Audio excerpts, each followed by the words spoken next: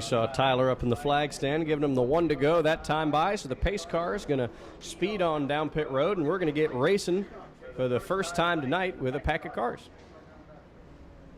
8 laps of distance. This is a good way to feel out your car, but by the time the features roll around tonight, track conditions will be a little bit different, so hopefully don't make the wrong adjustments. But here we go. First green flag of the night, getting ready to fly. Tyler looks him over one final time. Andy Nichols comes off the corner. Green flag is in the air. And George Alexander in the 63 up on the high side. He's got the jump. George Alexander got a huge jump there into turn 1, now putting a full car length between LeBeau and Nichols side by side for second, side by side all the way back through the field now. Big battle now is for second, though, between LeBeau and Alexander, and now 3 wide back there for 5th. Watch, whoa, yeah, I was just going to say, watch Matthew Green, and there he goes into the inside wall, going to tear down the banners. I was just going to say, watch Matthew Green. He's going to be aggressive on the bottom, and, you know, he just got a little tight there coming off turn number 4 into the side of the Scott Garrity machine, and a little bit of cosmetic damage on that right front to mess with the bracing a little bit there. Should be able to continue. He's kind of lucky. Some drivers would have destroyed their car in that situation. He would have. He just destroyed that banner that was right there where he hit the wall instead, but good to see Matthew rejoining the field. We just saw what happens with the hood down, so he will come to the pits, get some work done on that machine. If he can not hit the tow truck, if he can see what he's doing, you know, he's going to pull over to Donovan Ponder's pit. Maybe he can get some help there. Q-Zone opening up here for the first time tonight. Drivers are selecting which lane they want to restart. If you go to the left of the orange V painted on the racetrack, you'll restart on the bottom groove. If you go to the right, then you'll start on the top side. As long as you don't hit the box, you get to make your own decisions. If you hit the box, we choose for you, and it's always the end of the longest line. We've seen a very crucial race here decided by that penalty, a Bomber B race. First or second week of the season, we saw a front row car run over that box and have to restart at the tail end of a 20-plus car field, and it could really wreck your day. It could. Or you could do it to yourself, as we just saw. 1 lap complete, and the Sportsman getting set for a restart. George Alexander, 63 on the bottom. Andy Nichols on the outside in the 66. Here they come back to the stripe, and we're back underway. George Alexander is going to take a commanding lead now, putting about half a car length between him and Andy Nichols. The side-by-side battle for second. Here comes Dylan LeBeau on the inside. Donovan Ponder picking up the 6th position away from Sean Fitzgerald as they hit through 3 and 4. LeBeau has the edge for second. George Alexander looking pretty strong in the front of the field. He's going to try to take advantage. He'll have good track position if he can have a good heat race with some of the faster cars having to start in the back tonight. George Alexander's been so close to wins, but boy, the bad luck has been on his side, unfortunately, as of late, but he comes off turn number 4. He's got the lead. Alexander pulling away from Dylan LeBeau, who's back after motor problems of his own. 3 wide there briefly for third between Steve Barnes, Andy Nichols, and Donovan Ponder. That has settled out a little bit. Barnes has the 3rd position for now. He's looking to shut the door on Nichols, but Ponder is gaining every lap seemingly there on the back bumper, but Barnes takes 3rd for now, and here comes Ponder taking 4th. Donovan Ponder, the 8 car, working his way back up. That is our point leader. He worked to the inside of Steve Barnes in turn number 1. And Barnes able to power up on the high side. He'll hang on to the 3rd spot for now, but it's Alexander and LeBeau who pulled away from everybody else as they single file into turn 30. Donovan Ponder tried to take another crack there at Steve Barnes in the red number 58 machine, but instead he tucks right behind the back bumper as they head around now. They got George Alexander about 7 or 8 car lengths ahead of Dylan LeBeau, but here comes Ponder looking to challenge Barnes for 3rd again. He's now at the rear quarter panel. Donovan Ponder with a really fast race car here tonight once again. Ponder working to the low side. Apologize for the scoreboard not working, but we're coming to 2 laps to go. 2 to go for George Alexander in car 63. George Alexander keeping that distance between him and Dylan LeBeau in the 88. Donovan Ponder still side by side with Steve Barnes. He's going to have 1 more lap to get that position away. George Alexander's got 1 more lap to victory. Ponder now side by side for 3rd. White flag in the air. Final lap here of this qualifying heat race. The battle on this one's for 3rd. Ponder working the bottom side of Steve Barnes' number 58 car. And coming down the back straightaway for the final time. Ponder not quite able to get him. It's going to be George Alexander in the 63 machine who's going to come around to take the checkered flag. Second to Dylan LeBeau, and side by side at the very last moment, it was Steve Barnes in the 58 taking 3rd. They'll be green and able to pull away off turn number 2 per their club rules. If you remember, Ryan, the last time we saw the 61 of Eddie Freeman out here on the track, we were under red flag, and he set off the fire extinguisher on the inside of his car on the front straightaway. So good to see him back after that interesting incident. So they've mixed up their starting lineup a little bit, but we are set for green. Scott Cutter in the 0, back after a blown motor just a couple of weeks ago. He'll come take the green. And again, lazy start. Scott Cutter will set the pace. And right now it's a crawling pace. They're going to roll through turn number 1, eagerly waiting to put the gas pedal to the ground. We'll see when they take it coming through turn 2.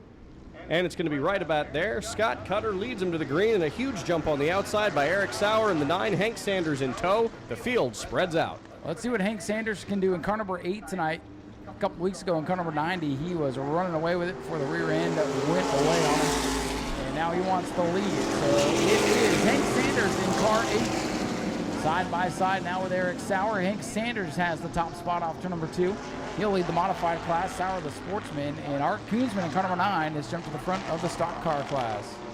The number 8 car of Hank Sanders took a commanding lead very, very easily. Eric Sauer got a big jump on the outside of Scott Cutter as he's now under fire, falling all the way back to 7th, now 8th. We got a battle now between 2 Sportsman cars, and now here comes the modified of Toby Smith coming to try to take the 4th position away. Toby Smith, most recent overall winner, going his way up through as Hank Sanders leads. Eric Sauer and that Sportsman running pretty well in car number 9, and here's Toby Smith to the outside of Eddie Freeman, who's having a good run. Art Koonsman in the number 9 car, the other number 9 car. He's looking to take a position away from Frank Pelkey. He'll take it, and we are under caution. The 2 of Scott Phobes has pulled in, or has tried to pull into the pit area and stopped. He was hiding behind the tow truck there, or the flatbed. That's why we couldn't see him.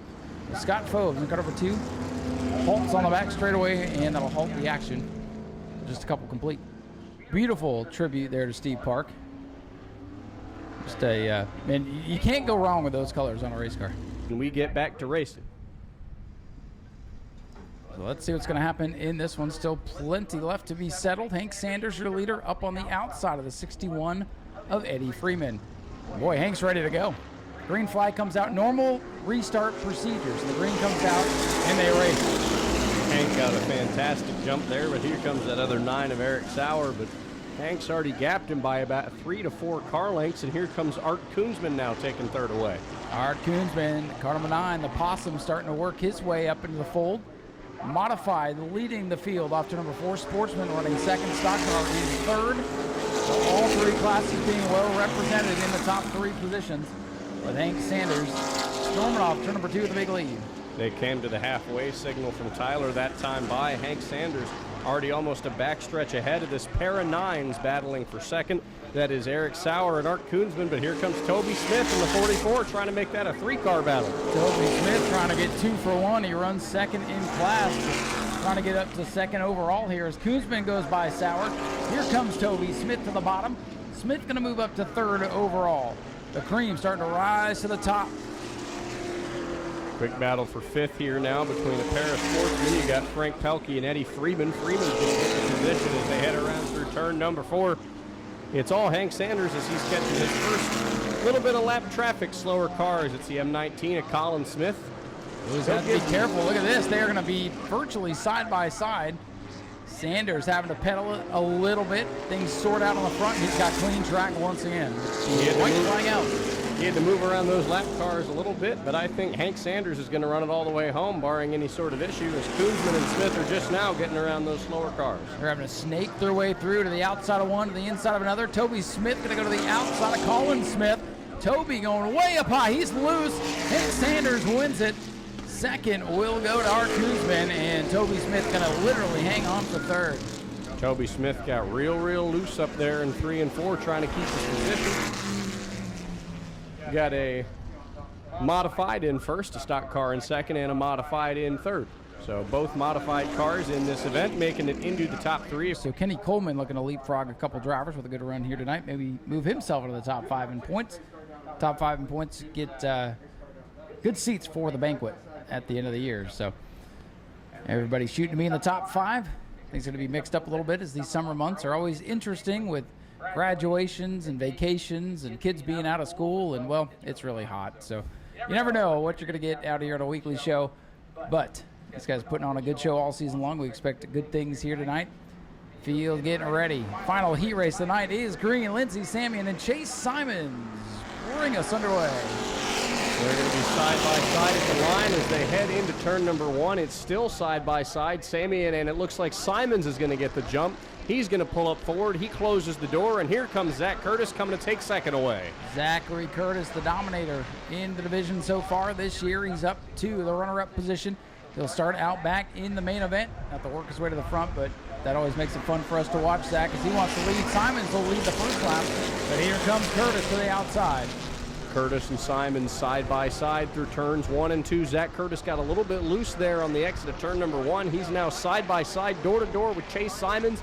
Zach Curtis officially has taken the lead, but Simons isn't going to go down without a fight. They both get loose in 3. Boy, they're side by side as they come off turn number 4. Who's going to lead lap number 2? It'll be Curtis by half a car length. One guy I'm watching is yellow number 88, Chris Rummel. No slouch out here. He is a former winner in this division here at New Smyrna. Different car here tonight, getting things shaken down. Should be good for the main event.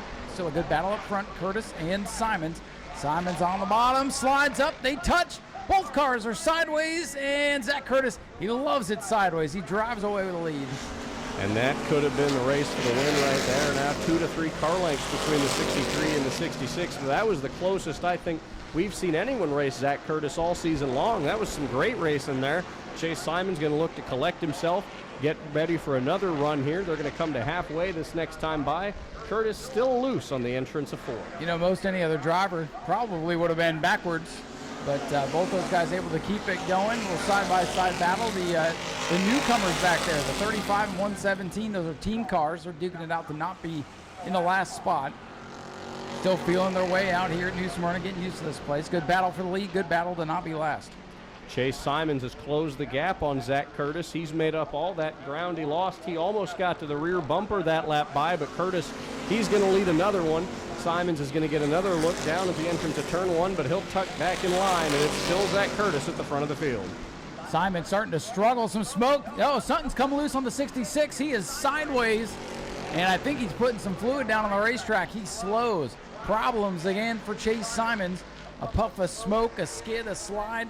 We stay green, but boy, they better look out in turn 2.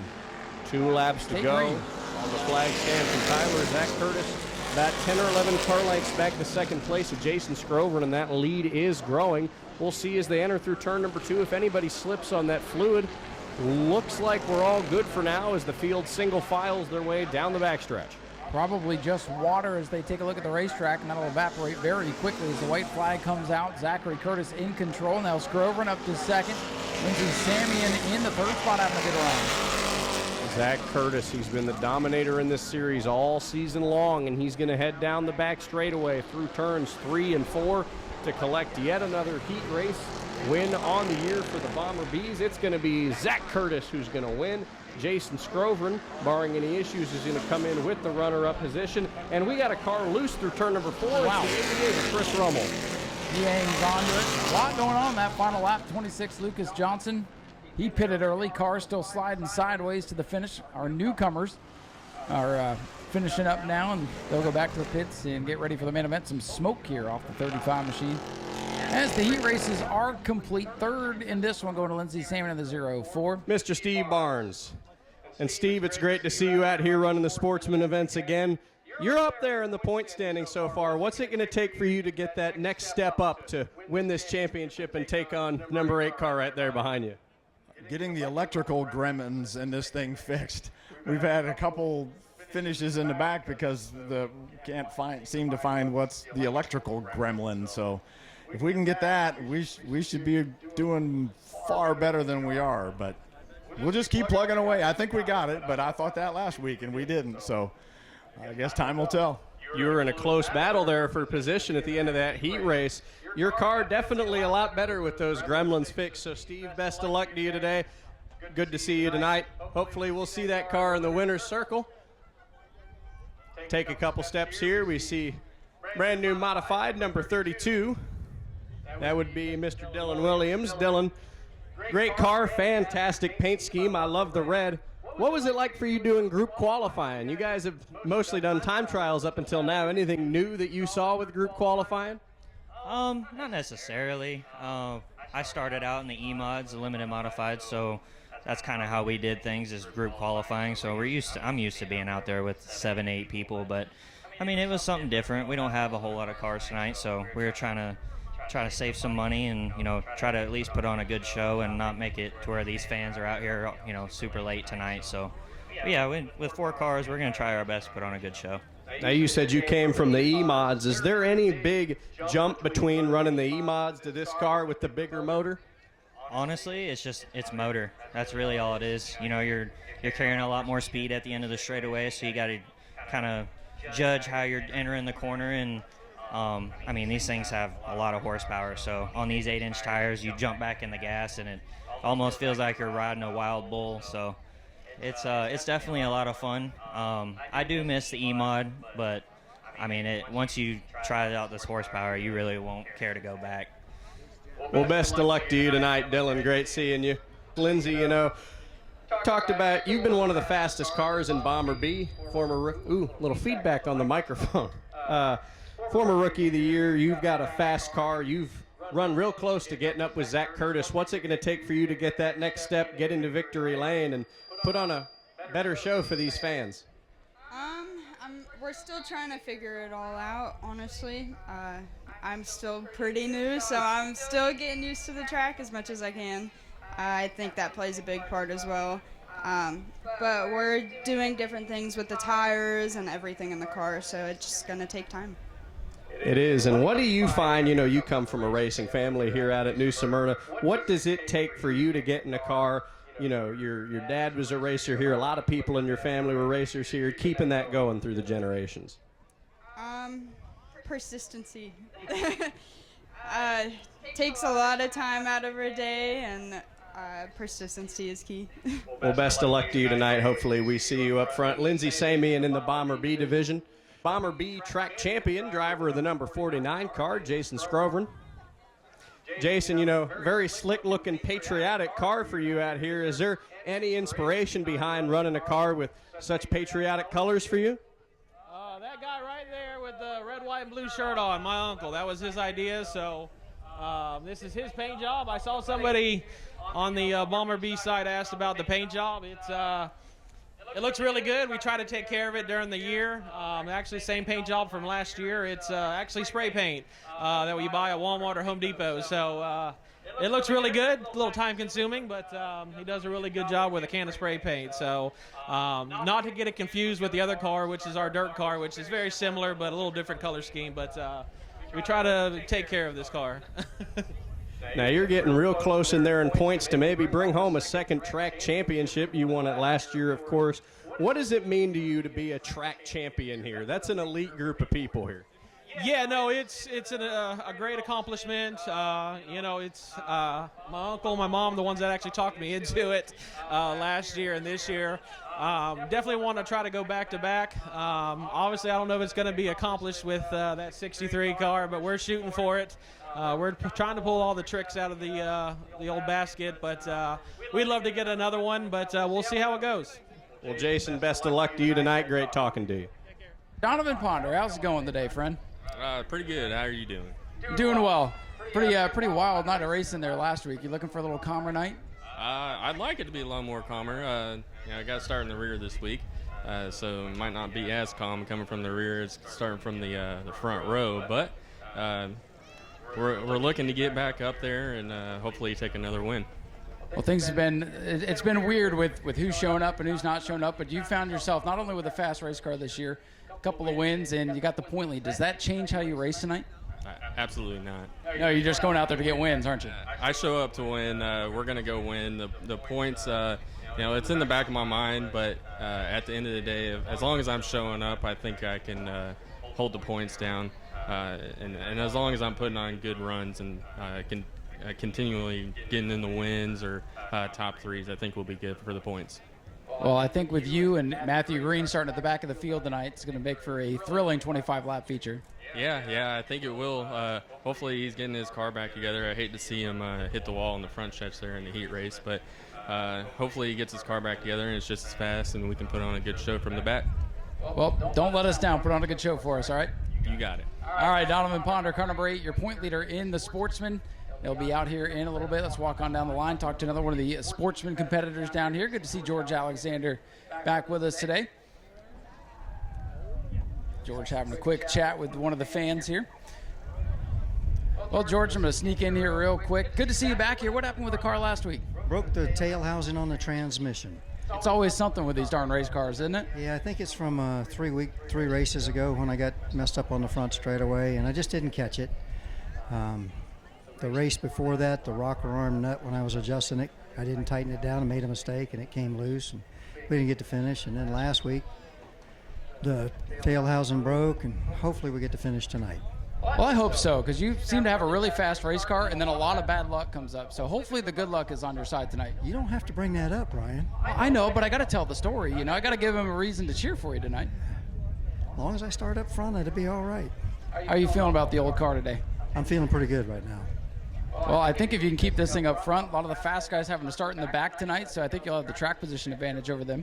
I hope so. It'll be nice. It really will be. Who do you want to thank for helping you get all this car back together? You guys have to, it seems like you're having to work on it a lot. Oh, I've got Dave, Doug, Dan, Jeff, Pat. I mean, I just got a whole bunch. So let me ask you this question. Maybe some people probably know this, but a lot of people don't. What's it like having Jeffrey Bodine help with this thing? There's a lot of knowledge there. It really is. A lot of knowledge. He's a good guy to lean on, isn't he? He's a nice friend. Well, George, we wish you the best of luck in the main event tonight, and hopefully we're talking to you down there in Victory Lane. I hope so, too. George Alexander, driver of the 63 Sportsman. We'll see what he can do here tonight. And thank you, George. He's one of the elder statesmen of the Sportsman division, but always a pleasure to have with us at the track. And moving down the line here, and talk to another driver. He's busy signing some autographs. And, the tire guy's over. The tire guy's over here to talk to Alan. We're going to sneak on in. Beautiful hand-painted machine for Alan Bruns. Alan, how you doing today, bud? Good. How you doing? Doing good. You know, our buddy Tom up there from Speedway Video is working on digitizing some old racing videos, and he happened to uncover one of your victories from about 20 years ago or so. And you know what he said to me? You look the same now as you did 20 years ago. Well, thank you. It's a little grayer now. It used to be brown, you know. I'm with you, man. Yeah, and I had some on top, you know. But yeah, I've been here a while. We used to win quite a few races. As long as Jerry would have a problem or anything, I was right there. Well, hey, I think you're going to be right there tonight. I know we were all hoping you'd have some more friends to play with, but hey, take advantage and go get yourself a good run, right? That's it. And when you're racing against Jerry Simons, for everybody out here, you're racing against the best. So, you know, it doesn't matter if there's only 3 or 4 of us. You want to beat the best. So. That's right. Hey, it only takes 2 to have a race, and I think you're going to be right up in the thick of it. Tell everybody, how long have you been racing out here? Here at New Smyrna, 25 years or so. 25 years. That's almost a quarter of my life. Yeah, well, I didn't start till real late. I sponsored a car for a while and I was so hooked on it that I had to start driving. So you got sick of paying for somebody else to drive for it and wanted to do it yourself, right? That's it. If I'm going to pay for it, I might as well wreck it, you know, and have the fun, you know. So. Well, hey, keep all the wheels on it today and have a good run. Thank you very much. I appreciate it. Thanks to everybody for coming out. This is the Hart Sandbox, and we really appreciate them letting us play in it. Hey, we always appreciate you coming out here and putting on a show for us. That's Alan Bruns here in the 4B. Lucas Johnson here in the 26 car. He was drilling into his front bumper when I was sitting back here a little bit ago. What's going on over here, Lucas? I keep overheating, and I got tired of it, and I'm like, you know what? I don't need a bumper. So I'm just going to cut it off, and it can't overheat if it has all the air it ever needs. So I'm going to just cut it off and cut the bumper off. And if I overheat again, well, then I guess I don't know what I'm going to do. I'm going to take a long vacation. That's probably what's going to happen. I mean, there's nothing wrong with repairing the car. The front of his Monte Carlo looks a little bit different without the bumper, but still quite a slick blue paint scheme. Anyone you want to thank for helping you come out here tonight, come to these races? My parents. My dad's been away for a while. He's overseas right now, but he bought me this car, and he was going to always help me work on it. And then he got deployed, but he's still halfway across the world, and he still figures a way to help me out every single point. The Spears family, they've done so much for me. I can't even like put into words just how much effort Doug Samian, their team, just the whole infield has been there, pretty much there to help me, and I've been very, very grateful for just the community at this track, just to help me get out here and be competitive. Well, listen, Lucas, thank your dad for his service. It's great to have you out here. Have a good run today, buddy. Camo green, number 914 car, that's Jacob Cobb. Jacob, you're a bit of a newcomer here to New Smyrna, but this car is looking pretty slick. What's the inspiration behind the camo green? So basically, I'm prior military, so I'm used to the green and the tans. So basically, when I decided to get a race car, I didn't know a color scheme, so I said, you know what, let's just go old school. So I went green and tan, so that's where it came from. Well, listen, Jacob, thank you for your service. Is there anything you've noticed here is with this track, seeing that you haven't run it as much in the past? What have you noticed about how new races?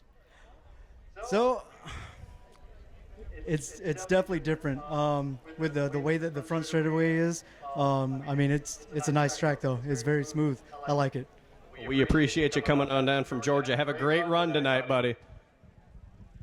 We'll come full circle here now as we come on back to Frank Pelkey, who's still got a lot of fans up around him, giving away lots of snow cones. We gave him all the tickets here.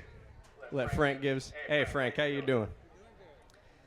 You know, some fans here might know this story. I asked you a couple weeks ago when I interviewed you for third place, but some of the newcomers might not know. You're sporting a different name up on your car, and that's Dale Mers. What's the story behind that for any new fans who might not have heard it a couple of weeks ago? So Dale Mers, he's from upstate New York, and he's been racing since the 50s. And when he originally started the car, there were 4 gentlemen that built the car, and each of their names started with a D, so that's how they came up with 4D. You've been the leading sportsman in the ground pounders all season long. We've seen this car up front, it seems like. What is that like from your perspective, especially seeing you battle side by side with that 61 car that looks, you know, body-wise very similar to this?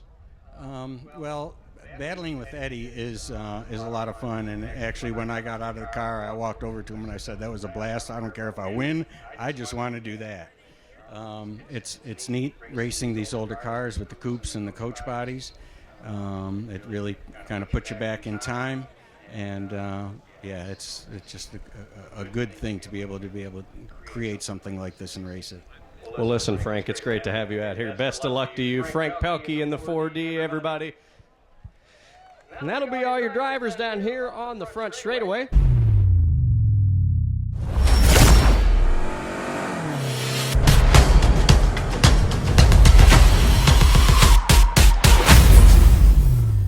Next time by, we'll be set to go green flag racing, 35 laps here. Again, one and only modified feature here tonight due to the turnout. They've decided to run one 35 lapper. So that'll alter the scheduled program just a little bit. But other than that, we are set. We are ready. Alan Bruns on the inside in the 4B. Jerry Simon, 66 on the outside. Here they come, looking for the greens. They've got them. We're underway. Jerry Simons is going to get the big jump now. He'll pull into turn number 1 with a clear lead over Alan Bruns. And here comes the 32 car, Dylan Williams now. He's pulling up almost side by side with Bruns for second. Good start for the Hammers, Jerry Simons. Simons away by about 3-4 car lengths on the 4B as they come off for Jerry Simons, 3-5-1. Jerry Simons up in front. He's class of the field now, but Dylan Williams, I don't think he's done with this battle for second. He's gotten closer and closer to Alan Bruns with every lap, but just hasn't pulled the trigger yet. They're going to run close, almost bumper to bumper through 3 and 4. Jerry Simons will click off another lap left. Dylan Williams jumping up from the E-Mods to the big mods here tonight. Also has a brand new Pro Late model that is raced here and just last week over at the Auburndale Speedway. So Williams getting around in a bunch of different vehicles and putting the pressure on the veteran Alan Bruns for that third spot. Top 3 still. Throw a blanket under him as they come off the corner. Simons out ahead, but not leaving this field behind just yet. Jerry Simons, they call him the Hammer. He's been around for quite a long time, doing what he does best in this division, putting about a 10, not quite 10. It's closing up a little bit as Bruns gets a little bit of a run going into turn number 3. But Dylan Williams, I think, is the car we need to keep our eyes on. He keeps closing that gap. Williams sticking around, kind of the wild card in this lead group. Brian Gayton, first start of the season, good to have the 16 car back with us. Let's see what Williams can do. That red 32. Starting to lose a little ground on Alan Bruns. The top 3 kind of get spread out here with Simon leading us to lap number 5. Jerry Simon still continuing to lead the field. Alan Bruns in second, and coming around us now is in fourth. It's that 16 car of Brian Gayton, a fellow teammate car to Alan Bruns in the number 4. They both got Bruns on the hood, so good to see some teammate action here. But Jerry Simon's going to flick off another lap in the top spot. Simon still in control. Bruns trying to stay in his tire tracks. Remember a couple of weeks ago, Alan Bruns getting here after qualifying, got here late in this brand new race car, and they have made vast improvements.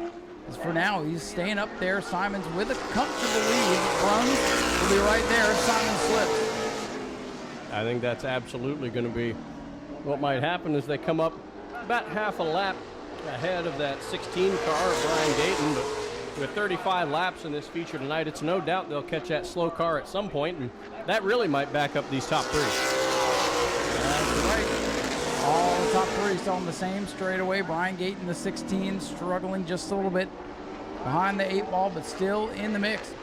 We've seen a lot of mechanical issues with these big modifieds, so you just never know if anybody's going to make it to the finish here. And as I say that, Simons is slow.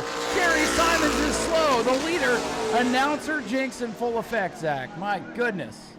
Alan Bruns will inherit the lead of the race, and this is an absolutely tragic development for Jerry Simons. He seemed to have the car to beat. We were fastest car in qualifying, points leader. He's just incredible, and he's almost coming to a stop, coasting through 1 and 2. For now, we stay green. His car down in the slow groove, still rolling, but barely as the yellow comes out. And that will be a caution for the 66 of Jerry Simons. Basically coasting through the exit of turn number 2. Now, we'll see if the magic yellow flag fixes it and he'll get back under power. However, that car comes to a stop. The safety team will come to his assistance. Hopefully, it's nothing major and Jerry can get back in the mix. This is really a wild card now between Alan Bruns and Dylan Williams. Dylan Williams show that he can keep up with Alan Bruns, been running in his tire tracks for the last couple laps, so I think that might be something to watch out for if Jerry Simons is unable to finish this one. And Alan Bruns will go to the inside and Gayton will go to his outside, so battle of the Bruns cars. So we got the 2 Bruns teammates side by side, dueling for who's going to be first and who's going to be second. 25 laps to go. And as you said, Ryan, this has turned into a bit of a survival race here. Now, one thing to note, the 32-66, if they choose to, they can return to the race, but they are obviously about to start losing some laps here. As the field is set for green, Alan Bruns, Brian Gayton are going to get themselves a top 2. Let's see who makes the most laps tonight. Alan Bruns back to green, and Zach, you know, we looked out through the field. Only 4 cars. That's not what we wanted to see tonight, but the attrition has made this one very interesting. You see the 66 getting a push, maybe trying to get fired up here, so still maybe not over for Jerry Simons if that car will fire. Alan Bruns, though, going to come put another lap in the books, and Simons makes the hard left turn into the pit. It'll be Bruns versus Gayton to the finish. Looks like Jerry Simons' day is over. Push truck getting him into the garage area. Heartbreaking night there for somebody who could have taken the points lead with a win, but now it's all Alan Bruns and his teammate Brian Gayton in the 16. They've got about 23, call it 22 this next time by laps to figure out which of the 2 of those cars it's going to be, and Alan Bruns has pulled almost half a straightaway ahead of his teammate. You know, if I'm Brian Gayton at this point, I know my car is not quite as quick as the 4, so I just try to nurse that thing, take care of it, and maybe Alan Bruns has an issue and the lead can fall right into Brian Gayton's hands. Of course, Brian, being the racer that he is going to want to get up there and turn the best lap times he can. But again, this is different circumstances than expected here today in this modified race. And Alan Bruns is taking full advantage right now as he's your leader as they come to lap 14. Bruns running away with it here, almost a full straightaway. Now is a full straightaway ahead of his teammate. See the 32 car down there in the garage area. Dylan Williams' team got the hood off, looking under there, seeing what's going on. There was a lot of hot water coming out of that 32 car, Ryan. Hopefully they're able to fix whatever that issue is. But man, was that a sight to see as that moved down the garage area. Yeah, obvious overheating issues with the water shooting out like that. So Dylan was able to recognize that, get the car to the pits, and hopefully did not do any damage to the engine as the team looks it over, tries to diagnose so that when they come out next time, hopefully those issues do not arise. Here's your leader, Alan Bruns on the line, 16 on laps complete, closing in on halfway. Alan Bruns hitting his marks perfectly through every single turn. That orange, blue, and white number 4 car, colors of the University of Florida. You can see there at the entrance of turn number 4, exit of turn number 3 is Alan Bruns' company's grandstand. They've got the Florida Gator logo up there, so Alan, big fan of the Florida Gators, painted his car after that. It's a patch on his fire suit too, and they'll be going to victory lane with him if he can hold on for just now halfway. Alan, he's a guy that proves that old age is just a number. He still looks just as spry as he did maybe 20 years ago. As he said, a little less hair, a little bit grayer, but hey, he's going to pick himself up likely a win today if he can make the next few laps, as Brian Gayton right now does not have the speed he needs. But, Zach, I guess we can't call it yet because there's still a long way to go. Half of the race left for Alan Bruns if he can nurse it home. There is. As Bruns enters turn number 4. Gayton exits turn number 2. About half the racetrack ahead for Alan Bruns, but a mechanical failure could really shake things up here for the 4 car. You know, he's been not running up front for most of this. Got a podium finish a couple of weeks ago, but Alan Bruns looking for his first win on what's been an unusually down season for the veteran from Claremont. One streaks by, 20 laps up on the scoreboard, just 15 circuits to go. As at least the 4 and 16 going to get their track time here tonight, get some valuable notes for the notebook going forward. And Alan Bruns right now in control by half a lap on Brian Gayton. Let's see if he can lap the field here. He's about half a lap ahead right as he crosses the stripe. Gayton crosses the scoreboard back there on the back straightaway. Alan Bruns hitting perfect marks right now, keeping his car clean. Nothing too out of the ordinary going on. He's going to head through 3 and 4 for yet another clean lap by. 22 of them down, 13 of them to go as we hit the stripe. Alan Bruns in the 4B. Well, like we said, in control of this one, just on a Saturday stroll at this point. The laps quickly clicking away. Car looking good, looking nice and stable for Alan Bruns. Brand new race car they debuted at the beginning of the season. Going to get his first win of the year. Brian Gayton in line for a career best second place finish tonight. So, you know what, Zach, sometimes you just got to show up to the track and sometimes it all falls in your direction. That is sure going to be the case tonight for the veteran Alan Bruns. I was looking into the garage area there and saw a little bit of smoke coming out of Dylan Williams' number 32 car out there right at the exit of turn number 4 at the front stretch. Hopefully they were able to fix the issue that he had and get that car back next time we see these modifieds on track, because he was looking real fast. But don't look now, Alan Bruns only 1 turn away from Brian Gayton. He's closing with 10 laps to go for Alan Bruns. Brian Gayton, again, former Rookie of the Year, moved straight from the Bomber A class up to the modifieds. And Dylan Williams starting to roll in car number 32. Going to send him back out and see if they've got things fixed under the hood. So, again, like I said, these drivers can come back out. He's not going to really move up the scoreboard. There's not enough laps left, but at least going to let that car roll and diagnose the machine. Also great, he'll get a couple more points than he would have gotten. He's not going to finish last anymore. I think he just wants to make sure he can come talk to us after the race, Zach. I think that also might be the case once we get that podium finish. And there goes Alan Bruns putting a lap on Brian Gayton. He has officially lapped the field. Alan Bruns. That's what the headlines are going to read. Alan Bruns laps the field in the J&C Great All Modified Series. Dylan Williams does return back to the race several laps down in the 3rd spot. He will now for sure be scored ahead of Jerry Simons. Alan Bruns just going to keep pace the way he has been, keep running these nice clean laps. Saw a little bit of smoke there from the 32 with Dylan Williams through turn number 2. Last couple laps, but looks like he might be all right. 32 car, of course, trying to diagnose the issue. Whatever the problem was there with that car. He's running around without a hood on right now, Dylan Williams. So yeah, that'll help keep it cool. Definitely will. 5 laps to go this time by for the 4B of Alan Bruns. It's been a few years since Alan's picked up a win, and you know, you might say it was all circumstantial today, but you know what? He was here, and his car for now is surviving all the laps with the race lead. So Zach, half the battle is getting here. The other half of the battle is surviving these things.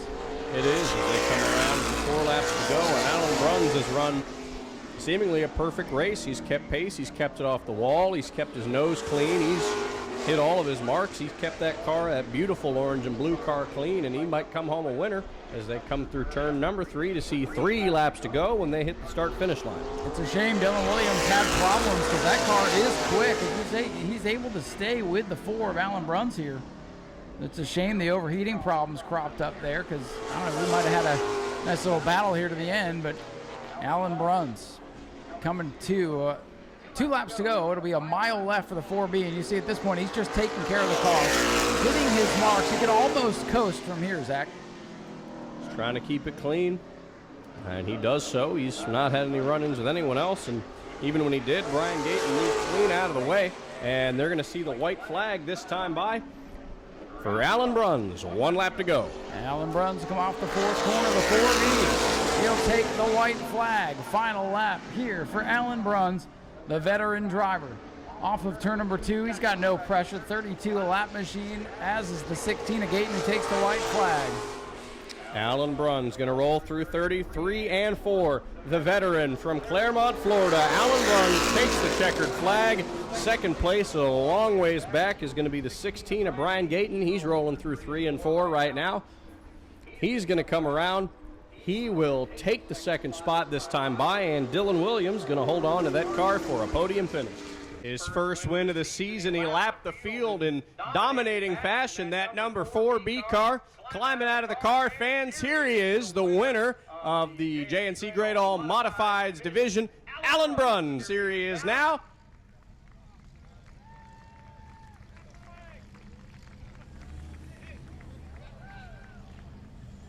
Alan's going to catch his breath here, grab the checkered flag that he earns for the first time this year tonight. Got EJ pulling up in the pace car to give congratulations, and boy, Alan, a dominating performance from you tonight. You know, you held on for that one, 35 long laps, and you know, it might have been a thinner competition, but was there any pressure on you knowing that you couldn't have any sort of mechanical issues or anything to hold on for the win? No, not really. Once Jerry left, it was like, okay, we got it, I think. I hate it for him. You know, we were closing in a little bit on him, but I don't know if we would ever got him, but it was a good run. Anyone you want to thank for getting you out here tonight? Yeah, for sure. My wife, Carrie, Chuck, Matthew Green, Kent, for all the help.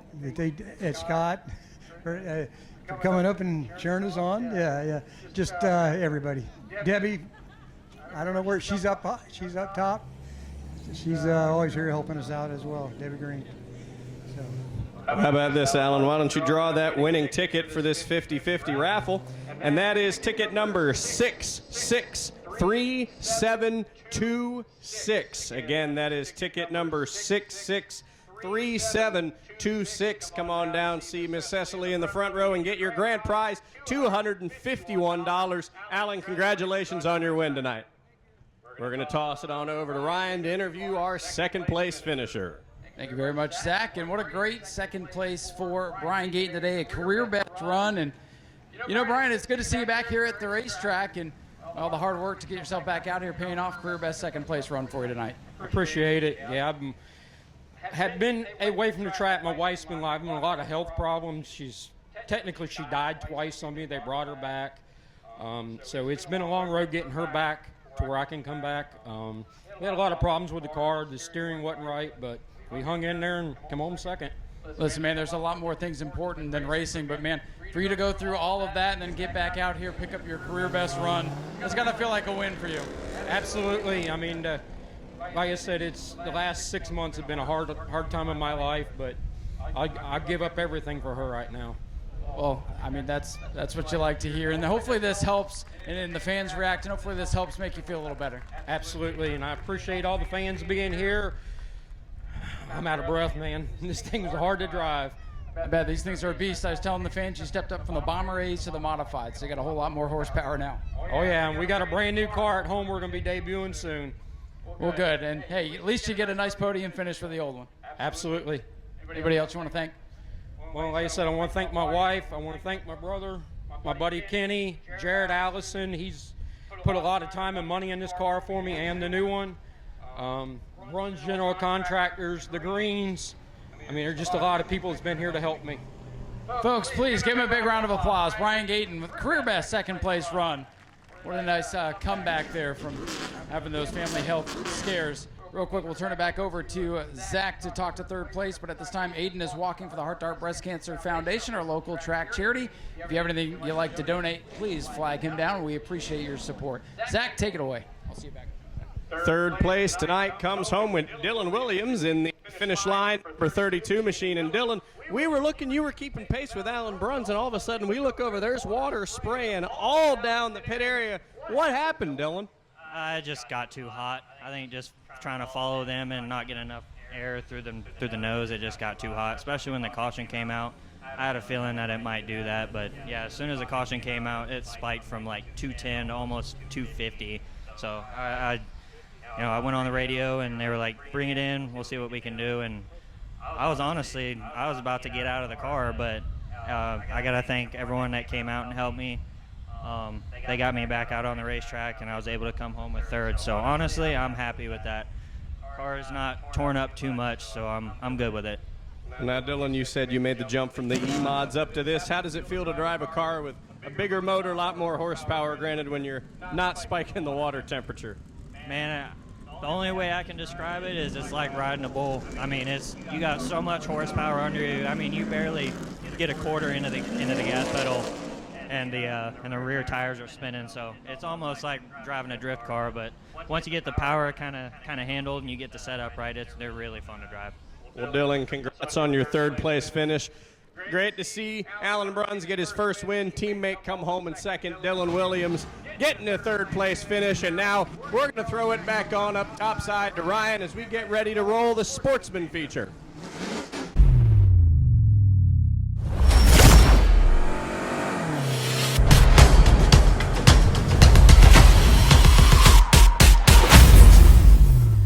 He says he thinks he's got him fixed, so if he does, that 58 car really might come alive tonight. I think there's going to be one heck of a show here. Fast cars coming from the back, but only 4 rows of cars, so not maybe as far back as they thought they might be starting, but there's some good competition up ahead. George Alexander, very strong in that heat race. Dylan LeBeau back for the first time after engine problems. Well, he was leading the points a couple of weeks ago, so they're looking for vengeance. Andy Nichols, Steve Barnes, 2 Sportsman veterans up at the front of the field. Daytona Dodge American Auto pace car pulls off. Here they come off corner number 4. The Sportsmen are underway. Green flag is in the air. Immediate jump to the outside by the red number 58 machine. That's Steve Barnes. He's going to take the lead now, pull in front of Andy Nichols, and he is pulling away. The battle now closest is for third. Here comes George Alexander. He'll take the spot from Dylan LeBeau. Keep your eye on that patriotic scheme. Car number 63, George Alexander. Looking fast as some other fast cars. Green and Ponder bottled up at the back of the field behind the Fitzgerald 151. Green to the outside of Scott Garrity's Blue 07. Garrity, no slouch himself, but falling back on the outside. Up front, Steve Barnes in that clean air, trying to pull away, hoping the mechanical gremlins are behind him like the rest of the pack is right now. Barnes leads us to lap 2. Steve Barnes pulled away. He's put a couple of car lengths now between him and Andy Nichols. His number 66 car. Closest battle on track is for 5th. Here's Matthew Green and now Donovan Ponder entering the conversation. Got around Scott Fitzgerald now. They've both entered into that front 6. But here comes Green now trying to make a pass on LeBeau for 4th. And now it's Matthew Green with the advantage as he ducks low in the 88 going into turn number 1. Matthew Green driving with the vengeance right now. He's got 4th off 2. Will he clear LeBeau? He will. Here comes that orange and white number 44 trying to keep it in the family for the Bruns team right now.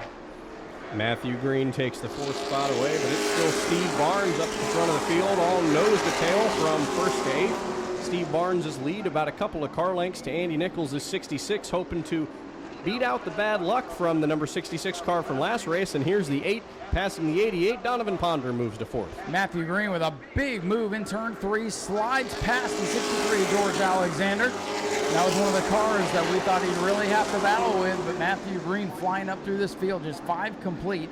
He's up into 3rd and closing on 2nd, Andy Nichols. And Matthew Green in that heat race, we saw him rip that banner off the wall down there near the front straightaway, and I guess the damage to that car clearly wasn't severe enough to hamper him. He's gone from dead last up into the top 3. He's now looking to close in on Andy Nichols in the 66 and take 2nd away. It's almost like that contact in the heat race made the car quicker, but he better not slip and slide, because that 8 car, Donovan Ponder, still working on the 63 of Alexander. The 44 starting to get a little bit loose there on the bottom of the racetrack, so Green might be using up his tires a little bit, charging up through this field. And for now, he's settled into 3rd. Barnes still the leader. Ponder still stuck in traffic in 5th. Might get 4th here on the back. Ponder looks to the inside of Alexander, but Alexander is going to keep the position for now. They're door-to-door through 3, and Alexander got a little bit loose. Ponder will take the 4th spot away as they round through to the start-finish line. Good battle for the 2nd spot. Andy Nichols in that 66. Matt Green in the 44. Green with a good charge off turn number 2. They stick that bumper down to the inside. Green to the bottom. He has the 2nd spot now, all clear off turn 4. Barnes better not look in the mirrors. Boy, you see a battle there between a Bruns car and a number 66, and you might blink and think we're still racing the modifieds, but these two guys going at it. Matthew Green takes the 2nd spot away, and now put a couple of car lengths between him and Andy Nichols, and now he's setting his sights on Steve Barnes. Now Matthew Green doesn't want to let Alan Bruns outshine him here tonight as the sun begins to set, but it is Green on the charge. Barnes with the lead, and Donovan Ponder not far behind. Donovan Ponder, your current points leader. Boy, this is the last thing he wanted to see was Steve Barnes up at the front of the field with a gap as big as he has. Barnes, his biggest competitor right now for the overall Sportsman Championship, and Barnes looks like he might have the points lead in his grasp exiting the night. Fitzgerald and Garrity back here battling for the 7th spot as things have, for the most part, settled down. Donovan Ponder starting to get a bead here on the 66 of Nichols, who enters turn 3 a little bit high. Donovan Ponder searching for a spot up on the podium. Barnes leads, but it's beginning to shrink. Here comes Matthew Green. Next time by will be halfway. Donovan Ponder has caught Andy Nichols. The battle is on for 3rd. The number 8 looks low. He's at the rear quarter panel, but it looks like he pulled out just a little bit. Now they enter turn number 3. Tried to stick his nose in, but Nichols closed the door. They come to the finish line. We're halfway gone, halfway to go. 13 laps complete. It's been all Steve Barnes at the front of the field, but he's going to have company, I believe, before this one is all said and done. Matthew Green flying up from the back of the field. He's been able to get away from Donovan Ponder and clearing up to the back going down the 58 as well. The 8 car looks low on Andy Nichols. A lot going on off turn 4. Matthew Barnes got loose on corner exit of 4 to the front straightaway. Barnes pulling away a little bit. Donovan Ponder taking another crack at Andy Nichols, but he pulls back in line. Matthew Green looking low on Barnes for the lead down the front straightaway. They're door to door. 10 laps to go, and the lead is side by side in turn 1. Green on the bottom, Barnes on the high side. Steve Barnes going to try to use the high lane momentum off the corner. He'll keep a wheel out in front. But it's Matthew Green right there on his quarter panel. Shoots it down to the bottom in turn 3. Green, Barnes, wheel to wheel as they come off 4. Who's going to lead this lap? Give it to Matthew Green. I think Matthew Green has the faster car, but I think Steve Barnes might just have the better handling car. Green still fighting some of that damage we saw from the heat race, but he makes the pass, and now Ponder looking to make the pass for 3rd again on Andy Nichols. He just can't get around that 66 car. Matthew Green, though, able to get around that 58 of Barnes. He's starting to pull away. Clean air is king. See those scoop noses on the Sportsman. Really helps with downforce. And now Matthew Green clear with a very fast car as Ponder finally works by Nichols, who gets tight off 2. The 2 cars starting in 7th and 8th have now both entered the top 3, and Steve Barnes trying to hold on to 2nd. Right now, I think Steve Barnes is most concerned about just finishing ahead of Donovan Ponder. He wants to win, but he also wants that points lead. He wants to keep the 8 car in his rearview mirror and hope that it helps eat away at that points lead. That's right. Every spot worth 2 points here in the main event. 50 to win, 2 through the field, and Matthew Green not running for points. So Steve Barnes, if he's points racing tonight, he's not going to mind being beat by the 44, but he wants the laps to tick away a little bit quicker so he can hold off Donovan Ponder, and I think he's got enough track position as long as the yellow doesn't come out. But it's going to be 5 to go this time, Zach. Matthew Green got loose there in between 3 and 4 as they head to the 5 to go signal from Tyler. And I think Steve Barnes might have a little bit of a more better handling car. We talked about it, but Matthew Green's car just lights out fast here at New Smyrna. Battle for 7th, the 07 Scott Garrity and the 151 Sean Fitzgerald. They've been all over each other all race long, trying to not be the last car across the line. Good battle there as Green puts lap 21 on the scoreboard. 2 miles left.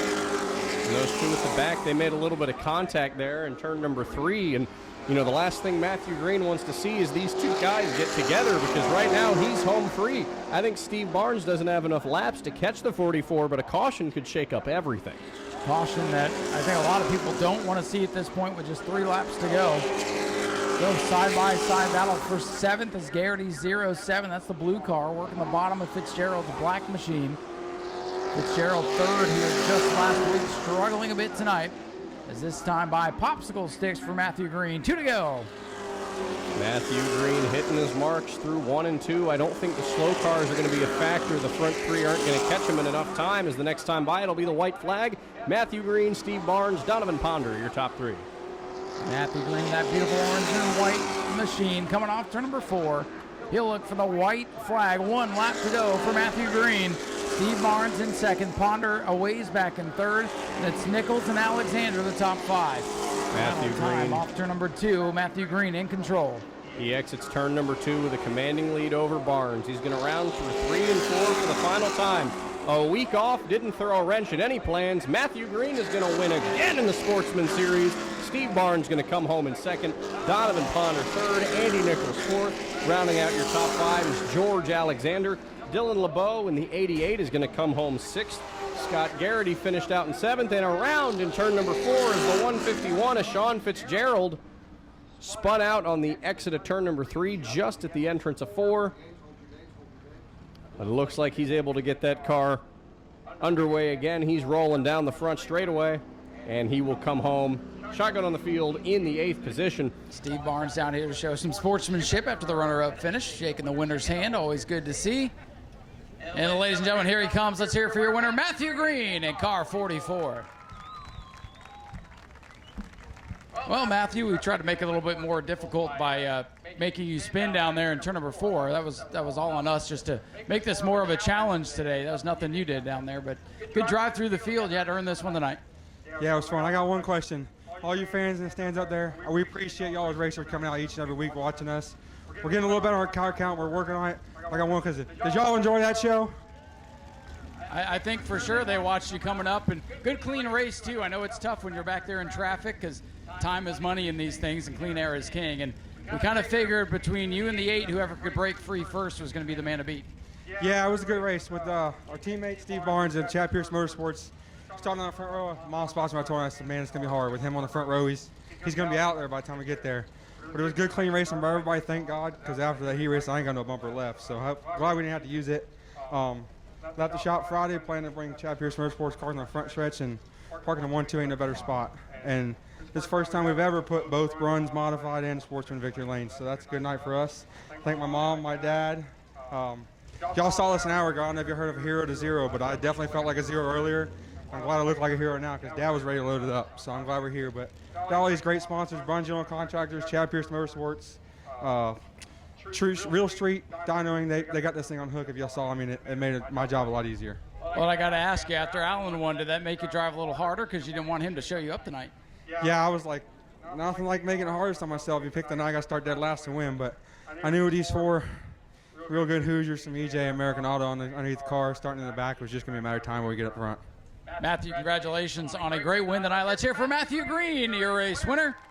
And we'll turn it over to Zach, who's going to go talk to our runner-up, Mr. Steve Barnes. Coming home in 2nd, very respectable position is Steve Barnes in the number 58. You know, you and I talked earlier, you had those electrical gremlins under the hood of your car. Well, you ran up front for most of this race. You think you finally got that figured out? Well, man, I hope so. It sure looks like it right now, but we thought that before. And we had a race. We went all night, practice, heat, the feature, and no issues. And then last week it just fell on its face. So, Lord willing and the creek don't rise, this is fixed. But I'm glad to be on the front stretch, that's for sure. You know, you have a very close points battle between you and the third place driver, Donovan Ponder. What was that like for you those last couple laps, trying to keep the 8 in your rearview mirror, hoping you could maybe get some points on him tonight? Honestly, I was more worried about trying to get back to the 44. I was going to spin him out. No, I wasn't, but it makes for a good comment. But anyway, I was trying to get back to his bumper, but I just got too tight on entry, and you know that killed. These things are terrible horsepower, terrible torque. So if you kill that horsepower or kill that speed, you're not going to make it up. So anyway, I was glad to finish second. We kept the thing in one piece, and that's a plus. I got to thank Raymond Green. I got to thank Tyler Rodriguez for helping out. These guys bust their hump all the time. And then all the hooligans at Chad Pierce Motorsports and the folks at Backyard Boys Barbecue. Hey, if anybody's from South Daytona, go to Backyard Boys Barbecue. Tell them you saw the race car. That would help. Well, Steve, congratulations on a great runner-up finish. We'll turn it back over to Ryan to interview our final finisher on the podium, Donovan Ponder. Thank you very much, Zach, and thanks for coming to the Steve Barnes Comedy Hour tonight. Little quick announcement here real quick. Lindsay from Palm Bay did claim our 50-50 raffle. Well, Donovan, you had the same challenge as Matthew tonight, had to start out back, and he was able to get through traffic a little bit quicker. Was that the difference tonight? Yeah, just a little bit. You know, I took a little bit extra time there with the 66. I grew up watching him race, and I respect him, and I've learned a lot from him, so I couldn't bring it to me to move him up the track. So I tried my best to pass him as clean as I could. But, yeah, we came up there pretty good. I think I had 7 laps to go once I got past him, and the distance there was just a little too much. But it's all good. We'll come back out July 12th, and we won't have to start from the back, hopefully. And we'll be able to come up through the field and put on a really good show. I was going to say, a little consolation next time you get to earn your spot. So hopefully that'll make it a little bit easier. You've obviously got a good piece here this year, so I think you got more wins coming. Yeah, definitely. I gave myself a mark to hit this year, and I already hit it, so everything else is a bonus. I want to thank Mark and Julie with Aquabanas. They came on board after I hit the wall in the front stretch a couple races ago, and they finally were able to make it out. So glad to have them here and glad to see them, have them watch me come up through the field and put on a good show. Well, they definitely picked a good car to get their name on. Donovan, congratulations on a good run tonight. Thank you. Ladies and gentlemen, let's hear it for Donovan Ponder, third place here tonight. We'll let Victory Lane celebrations wrap up here. Jim Jones from Jim Jones Photography getting the pictures. We'll head back up trackside. Zach's already up there. He is. We'll throw it up to him. We'll get ready for the Florida Southern Ground Pounder main event up next.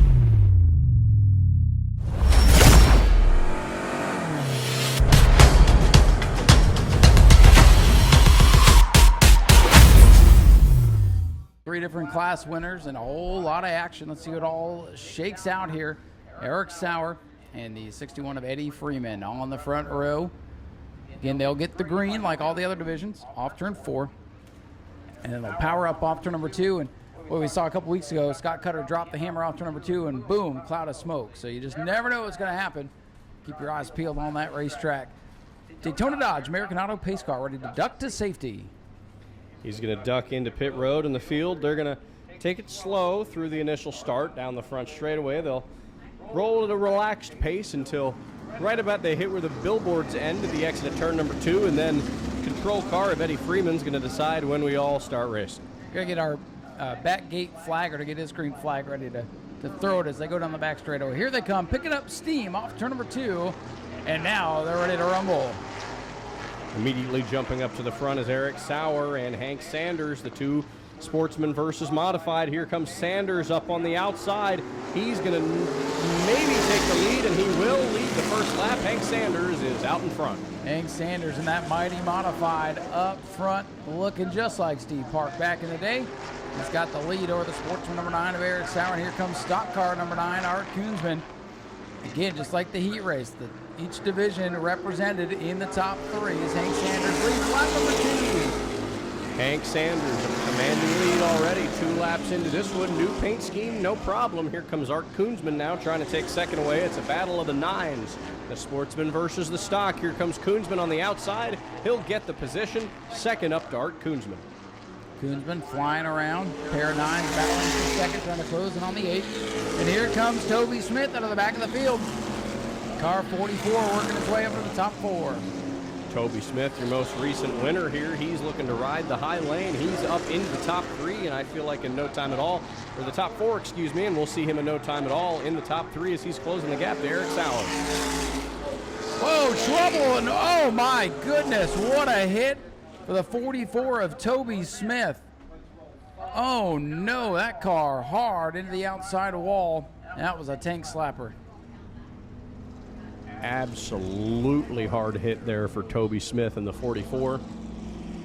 Car stopped on the high bank of the track. We were just talking about how fast he was rolling up, that he might be challenging for the top 3, and out of nowhere, straight up into the outside wall right at the entrance of turn 4.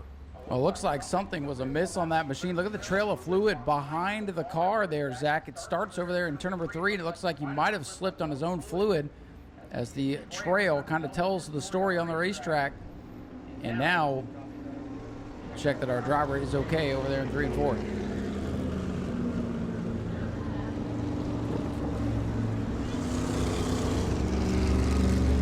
Toby Smith up in the higher groove. Safety crews on the scene. It looks like they're going to hook that up to Wrecker, pull him off the track, get him back into the garage area. And word from the safety team driver of car number 44, Toby Smith, is all right after that hard crash in turn 3. Big shout out and thank you to our first responder team, track safety here at the Speedway. We had a violent incident a week ago in turn number 1, and they took really, really good care of our driver, Matt Jarrett, of course, back home and all right after the vicious wreck a week ago. And, you know, Zach, after seeing that last week, you just hold your breath and, you know, you just hope that everybody's all right when they hit these walls here. Going at a tremendous amount of speed here, and the hits are not easy. And it's just great that we have such a great safety team, and these drivers build such great race cars. And, you know, for those wondering about Matt Jarrett, as we mentioned, he is at home resting up. They wanted to be here today to race in the modified race. Matt going to be out for a couple of weeks here as he mends up, and Shane was not able to get the car fixed with everything going on. So we'll hopefully see them back very, very soon. But the good news is Matt is, you know, pretty much all right after that big wreck. You know, Zach, I think Toby likes to work on these things just as much as he likes to race them, but I don't think he likes working on his own too much. I don't think, and you know, that's a true racer right there. He did not get out of his car. He's still riding in it on the back of the tow truck, getting him into the garage area. He's up there running up front now, and he went from the booth to the track, and you know, Ryan, maybe in 15, 20 years, we'll be down there running ground pounders if Hank Sanders is any indication. Man, good luck out there, Zach. All right, let's go back green flag race, and here they come off the corner. Your leader on the outside groove, Hank Sanders pulls away. Hank Sanders is going to jump out to a commanding lead on his teammate Art Koonsman, but Art not letting him get away just yet. The gap only a car length, but now growing as they head down the back straightaway, as he's now getting pressure from Eric Sauer in the other 9 car. Eric having a pretty good run in that number 9. That is a Sportsman modified, so he is best in the Sportsman class right now. Right behind him, though, Eddie Freeman, the 61, and Frank Pelkey, who is the point leader of the Sportsman division, running in the 5th spot. Hank Sanders, your modified leader, out in front of the overall as well. You know, Frank Pelkey, he's taken the Sportsman win in nearly every single ground pounders race that we've seen. So for him to have this close a competition, I'm sure is welcome for him. You know, I talked to him earlier. He was having so much fun just battling with the 61 earlier, went over to Eddie, shook his hand afterwards, and I'm sure right now those two are having a blast battling for that 4th spot. Yeah, we got to give some love to Eddie Freeman tonight, too. He is definitely having a good run tonight. Definitely one of the elder statesmen of the ground pounder group. And that old Richie Evans tribute, a nice run tonight. But here comes Frank Pelkey. Gets a little high off turn 4 and drops back. Frank Pelkey and Eddie Freeman now the closest battle on the track. They are fighting for the 4th position. Art Koonsman still about 6 or 7 car lengths back of Hank Sanders up at the front. The teammates are 1-2, but here comes Pelkey up on the high line trying to make a move on Freeman. Frank Pelkey in the 4D, still trying to draw beat on the 61 of Eddie Freeman. Hangs on the 4th overall on the Speedway. Ways back, you have the 50 of Aiden Howington and the M19 for Colin Smith. And here comes the leader. It is the 8 machine. Looking at the outside of Scott Cutter to put him a lap down. Hank Sanders in control, but Art Koonsman only a couple of car lengths back. Hank Sanders has officially caught the traffic. There he was that time going around Club President Scott Cutter. Now he's put a lap down on Bonaparte. Next up, he's got Smith in the pick-em-up truck at Howington. If those two create a wall for him, I think Art Koonsman might have a chance to catch his teammate. Yeah, I'm telling you, one slip, one slide out of the 8 and the 9 will be right there. And Art Koonsman, one heck of a race car driver himself. There's see Howington getting low. Whoa! Colin Smith in the M19 shifts lanes right in front of the leader to try to get by the lap traffic. That is a battle for position. And here comes Art Koonsman at car number 9. We got a battle for the lead off turn 4. New leader at the line. Koonsman is going to look down low, and those lap cars sure put an issue there for Hank Sanders. Whoa. And he's loose up to the outside, got caught on the front bumper of Colin Smith, and Art Koonsman is now running away with the lead. Lap traffic getting in the way. Hank Sanders has to be beside himself right now. Almost got the marks on the side of car number 8 with a little love tap from Colin Smith. And now Hank Sanders gets clear with 11 laps complete. We'll see if he can reel in the possum once again. Hank Sanders closing in on his teammate.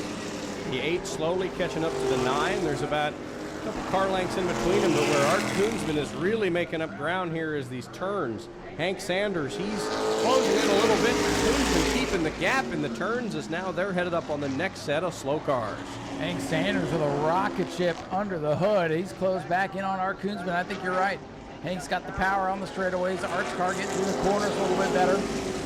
Who's it going to be? We're going to lap number 13. There's 7 laps to go. A long way to go for Koonsman and Sanders, who looks low. Sanders going to look to the low side on Koonsman as now they're coming up on a gaggle of lap cars here on the back straightaway. Frank Pelkey, Scott Cutter, Laurie Bonaparte, and these guys, you know, Hank Sanders, he's taken the lead from Koonsman, but last time he was in the lead, things went haywire with these lap cars. Yeah, it's not over yet. A lot of traffic. It's like I-4 on the way home.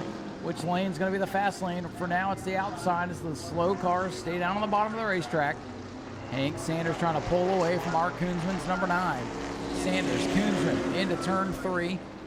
Sportsman competitor, the 4D. Frank Pelkey's got a lap down. And Hank Sanders, he's moving down the front straightaway, about 8 or 9 car lengths back to Art Koonsman. Now they're coming up on Eddie Freeman, the next lap car, and well, I think Hank Sanders, barring anybody getting into his front bumper again, I think he might be home free with this, but we talked about it. Koonsman, he's really closing the gap in the turns, Ryan. Yeah, the 8 did not have a good engine there. There he goes. Hank Sanders goes around. Art Koonsman goes around. Our leaders have spun off corner number 4, and that changes everything. That is absolutely what neither one of those drivers wanted to see. I'm sure Art was real happy seeing the 8 car spin around, but then he went around himself, and now we've got both the leaders around on the front stretch, and see some smoke coming out of the Hank Sanders machine. Yeah, Art goes, oh, this is great. Oh, no, it's not. No, it's not. There's a car coming at me, but Art able to refire, gets a turn back around. We'll see what scoring is going to do here, who's going to be called for the caution. Featuring all kinds of fun things, a bathing suit competition, I guess what they're calling, beachwear competition. I don't know who's going to judge that. Not me, that's for sure. There might be some things I don't want to see.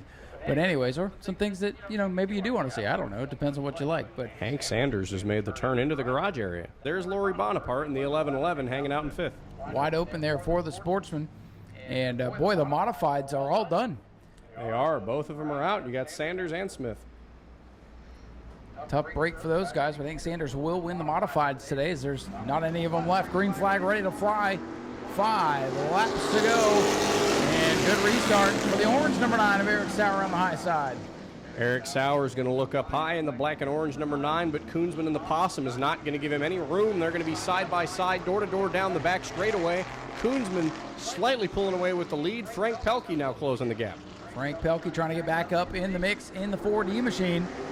As Art Koonsman back out ahead with the overall lead, and he's trying to take the overall points lead here at the track. Just a couple laps remaining. Art Koonsman leads. Eric Sauer second.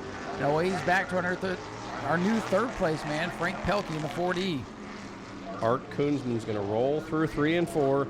This next time by, they're going to see 3 laps to go for Art Koonsman, but Eric Sauer still hot on his tail, only 3 or 4 car lengths behind, and that car has fast short run speed, but I think Koonsman's long run speed might be tough to beat. Koonsman is going to be tough to beat. The old possum right now in control of the field. Eric Sauer running in the second spot. Then it's the 4D.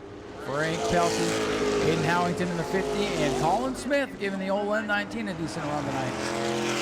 Rolling down the back straightaway, it's going to be Art Koonsman. Real no competition here, about half a straightaway back to the second place car. This next time by, he will see 1 lap to go from Tyler up in the flag stand.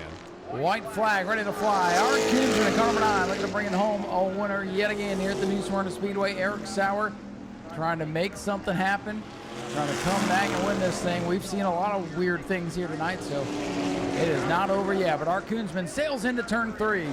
Out of number 4 for the final time, the native of Moonshine Hill, Texas, is going to come home a winner. Art Koonsman is going to win. Second place is going to go to Eric Sauer. And coming around turns number 3 and 4, Sportsman Frank Pelkey is going to round out the podium. Finishing up in the pick-em-up truck in Howington 4th. Colin Smith comes home 5th. And you have Eddie Freeman, 61, Lori Bonaparte in the 11-11. Coming home all the way to Victory Lane. Here he is, ladies and gentlemen, your race winner, Mr. Art Koonsman.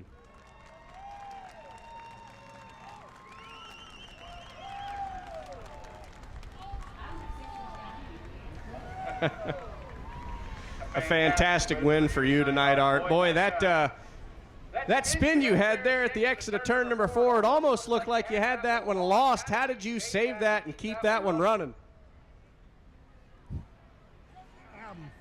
Good luck.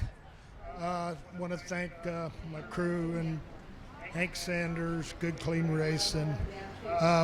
Good friend of ours is in the hospital, Pete Beal. He's part of our team. Everybody pray for him. And thank my sponsors. And my family, and that's about it. Thank you. Congratulations on your win tonight, Art. I'm going to turn it on over to Ryan once he gets on down here to interview our second place finisher for the night and our winner for the Sportsman division, Eric Sauer. Thank you, Zach. Good run for Eric today. Gave this old number 9 car. Good little run, Eric. Let's get you over to the front of the car. Well, congratulations. Hey, you finally got here, and old orange number 9's looking pretty good. The other number 9's pretty fast, but you gave him a good run tonight. I tried to get him. And I got to thank my wife, my mom, because they're going to be watching Speedway videos. And that's about it. But it was just fun racing. It was great with Scott, Art, and now Toby. I can't thank them guys enough. Well, I know it's second overall, but first in class, so you're going to leave here a winner tonight. All right. That's great. Finally got her. You having fun out here racing with these ground pounder guys? Absolutely. We just got to keep her running. Well, what's it going to take to beat Art and Hank and all those guys? A little more horsepower. A little more horsepower. Easy. We'll just throw a bigger motor in and go to town, right? Oh, yeah. Absolutely. Eric, congratulations. Second overall and winner of the Sportsman class here today. Congratulations again to Hank Sanders. He did win overall for the modifieds. Jim Jones down here getting the pictures. We're wrapping up the Victory Lane celebrations here with Art and Eric. And we'll get ready, head back up topside. Bomber B, 20 lapper coming up next to close out the program.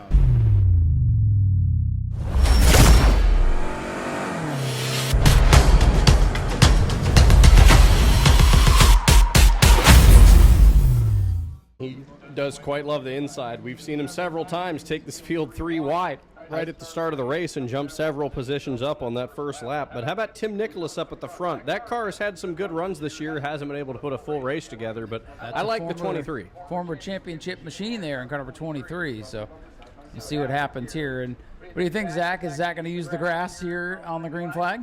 He used the grass before. Wouldn't shock me to see him do it again. Field comes through 3 and 4. They'll hit the restart line. Tyler's going to wave the green flag, and we're underway for the final event of the night. Curtis runs through the grass 4 wide on the front straightaway. Lucas Johnson thought about doing something there, but thought better of it. Zach Curtis, whoa, still got a turn, Zach, my goodness. Well, that was, yes, he used the grass, and he used all of it. He is, and he's now up to the 6th position.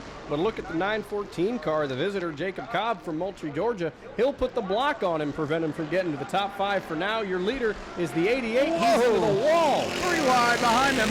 They're all over the place. Zach Curtis slicing and dicing his way to the top 5 already. And he almost takes the bumper off the green machine going into turn number 1. Curtis on the high side, flying up towards the field. Watch out, there's a wall there. Chris Rummel in the 88, near disaster there, exiting turn number 4. Sparks flying as he hit the wall, but he was able to save it. Whoa, there's the 23 car. Tim Nicholas a little bit loose on the exit of 4, but it's Rummel and Strover in 1-2. Curtis to the outside of Sammy, getting blocked in by Tim Nicholas. Curtis, though, works around the high side. Look at car 63. Curtis to the outside up to 3rd. Zach Curtis entering the top 3. Here comes Jason Scrover looking to the inside of our leader, Chris Rummel. Rummel is loose on the exit of 4. He's loose again down the front straightaway. Lucas Johnson skidding and sliding down the bottom of turns 3 and 4. We stay green for now. And we are under a blanket there in the top 3. Lucas Johnson still stopped at the exit of turn number 4, and there is the caution flag. The yellow is out. Lucas Johnson still sitting at the exit of turn number 4. I believe Zach Curtis will be restarting in 3rd. We'll see what he does there on the choose. Tough break for Lucas Johnson. That car just went for a big slide in turn 3 and 4. I do not believe he made any contact down there. And if he did, it was just slight. This will bunch the field back up. That 88 car, he was really, really loose coming through turns 1 and 2. We saw him brush the wall there a little bit, but real tough break for Lucas Johnson in the 26 team. You know, they said they were getting a lot of drag, a lot of issues with that front bumper. They cut it off on the front stretch. We saw him with a drill. We saw him with a handsaw. He was cutting that thing off, and, well, now he's sitting at the entrance of turn number 4, and here comes the push truck out. As we said, a lot of the Crown Vics were built as police interceptors, so they do have more performance on them, you know, made for police to go fast, chase other people, but now you've got them all chasing each other.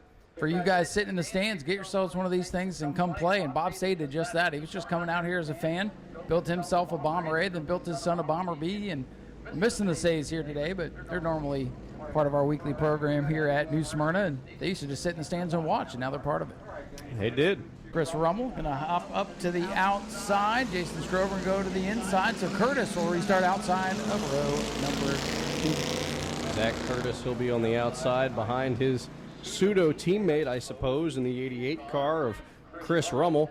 Jason Scrover, former track champion, he was just about to get passed by Curtis there when the yellow flag sort of saved him a little bit. So we're down to 9 cars. Lucas Johnson's 26 car got pulled into the infield, and we'll be fixing that now. Hopefully we'll see him back here soon as pace car is about to dive to pit road, and we're going to get back to green flag racing. Here they come. A little bit of sideways action out of the 88 as we go back into the green flag. Good restart for that front row. Jason Scrover fighting side by side for the lead, but here comes Zach Curtis. He's pushing the 88 car down the back straightaway. A little bit of separation from the 2. It's side by side for the lead, and now here comes Zach Curtis into the mix. 3 cars under a blanket through turn 3. Here they come. Look at this great battle for the lead. Whoa, Rummel all the way to the wall. Too close to call it the line. Scoreboard says 88, and he's getting the push now from Zach Curtis as they go into 1. Jason Scrover, look at Curtis. 3 wide perhaps on the back straightaway. Zach Curtis tucked in behind Scrover and decided he didn't want to take him 3 wide just yet. Top 2 cars still leading through turn number 3. Lindsey Samian now closing into this top 3. Curtis looks low, tried to take him 3 wide again. He's on the bottom of Jason Scrover. Chris Rummel starting to fall backwards in car number 88. And here comes the point leader underneath last year's champion Scrover and goes up the track. And Zach Curtis is to the lead. And hey, look at that, lap 5. Ryan will win the bet for this evening. Zach Curtis in the lead, lap number 5, but close behind him is that 88 car of Chris Rummel. He's not letting him go easy, and as we said, it's not easy to catch up with Zach Curtis, but that 88 car is keeping stride a little bit here. Well, we've seen the leaders have a lot of trouble today, so this one by far from over yet. Curtis out in front looking strong. Zach from the back to the front. As we've seen much of the season, if he wins tonight, he'll go to the back again for the next race. Rummel in the 88, driving that thing sideways, but trying to stay in the tire tracks as Zach Curtis begins to pull away. Chris Rummel's gotten really, really loose in some of these corners. We've seen Zach Curtis drift into some of these corners, and we do know that 88 is one of his cars, but the 88 brushed the wall in turn number 4 on that first lap as Zach Curtis, he's starting to pull away. Curtis, your leader off turn number 4. Front 4 broken away from the rest of the pack. The battle for 5th. Kenny Coleman up into that 5th spot ahead of Tim Nicholas there in the 23. Then it's our out-of-town visitors who are learning that this place definitely is tough, but doing a good job keeping a pretty wheel and staying straight. 8 complete. Curtis leads.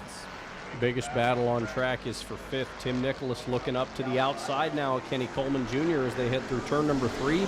Got a little bit loose there, gave the position back to the 51. He's going to cut down to the inside. Quarter panel to quarter panel. Coleman keeps the spot for now. Kenny Coleman, Tim Nicholas having a great battle for that position, parked right next to each other in the pits up on the hill in turn 4. Good buddies duking it out for the 5th spot. Good battle brewing for 2nd. Chris Rummel has it. Jason Scrover wants it. Rummel sideways to the concrete, but keeps it off the wall. Scroveran's going to duck to the bottom as they head into turn number 1. He's still trying to take that position away from the 88 car. Lindsey Samian now closing in on these two. She's looking to spoil the party as Rummel still keeps the 2nd spot, but Scroveran in his tire tracks. Leader off the corner, 11 laps up on the scoreboard. This one clicking away in a hurry. Rummel hanging on that 2nd. Still a good battle off turn 4 for the 5th spot. Kenny Coleman's red 51 has it. Tim Nicholas in the 23 wants it. Battle is for 2nd. Here comes Scroveran again, trying to close in on the 88 car. But the battle for 5th still raging on. Tim Nicholas back to the rear quarter panel at Kenny Coleman Jr. Scroveran making a dive for 2nd. There's 2 battles on the racetrack now.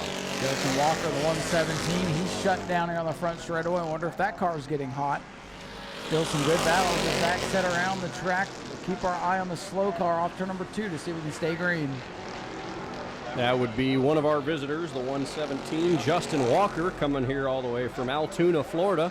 He's pulling into the infield. He will most likely end his night there, but his fellow teammate, the 35, still logging laps.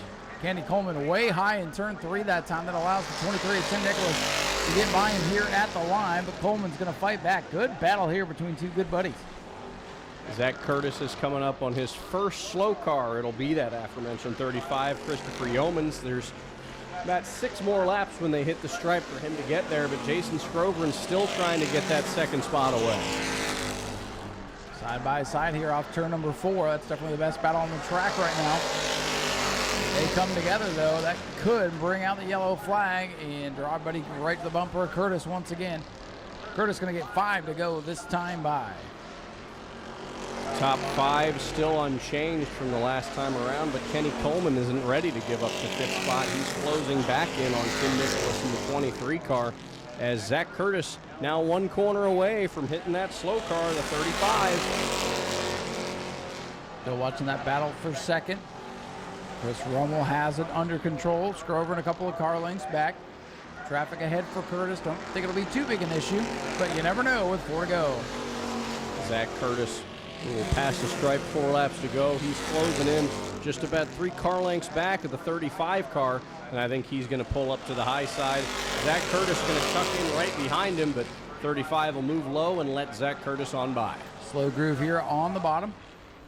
And 35 doing a good job keeping it low as Curtis comes by. Another lap up on the scoreboard. Just 3 to go now for car 63. Zach Curtis up at the front towards the end of these races is something that we're no stranger to seeing here at New Smyrna. Absolutely class of the field in this Bomber B division as he rolls down the back straightaway. Next time he hits the stripe, Tyler's going to give him 2 laps to go. This one winding down quickly as Rummel goes sideways around lap traffic. 2 to go for Zach Curtis, who's got pretty clear track, 1 mile left. Don't think he'll deal with any more lap cars as long as he hits his marks and the car stays underneath him. I think he's in good shape. I think he is. I think the 63 car is going to be in victory lane once again, provided he can hold on for 1 more half-mile circuit around this track. He's going to come see the white flag. Zach Curtis will take 1 lap to go. Final lap, Chris Rummel's valiant effort tonight in the 88 car to come beat Zach. just going to run out of steam here at the end. Zach Curtis with a comfortable lead off turn number 2 down the back for the final time. He's going to roll down the back straightaway into turns 3 and 4. The black number 63 a little bit loose through 3 and 4, nearly sideways. Yeah, that's come perfect. Around. He drifts through the corner. Zach Curtis is going to win yet again in the Bomber Bs. Second place will be Chris Rummel in the 88. Jason Scrovern will come home third. Lindsey Samian in fourth, and coming around in fifth is the 23 car of Tim Nicholas, finally making the pass on Kenny Coleman Jr. Zach Curtis going to roll through turns 3 and 4, further extending his fantastic points lead.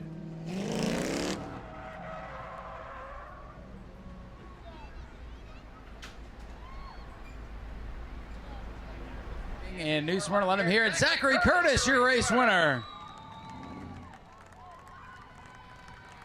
And Chris Rummel shows some congratulations there. Well, Zach, from the back to the front again in victory lane. Never gets old, does it? No, I want to apologize to Jason. He waved me to let me drive past him on the inside. This thing we've been fighting with it being so loose, and we washed up going into one. I got into him. I tried to collect it, and I'm glad neither of us wrecked, but I hate that for him. I'm glad he was able to keep it going and get third, but yeah, glad to be back here. Well, then, of course, you had to deal with Chris Rummel today, who's no slouch behind the wheel, and I know you had your hands on that car, getting him tuned up. So well, I'm telling you, you're building these things, and you're beating them. Yeah, I appreciate him. This is actually his car, and he called me like last minute this afternoon and said, you know what, I think I'm going to come over here if you help me change a gear. And he fought with the car, the 88 car, and we changed the rear end, changed some front end in it, trying to get it right. And it seemed like he was fighting a thing like it was stupid loose, but God, he was able to get it 1-2.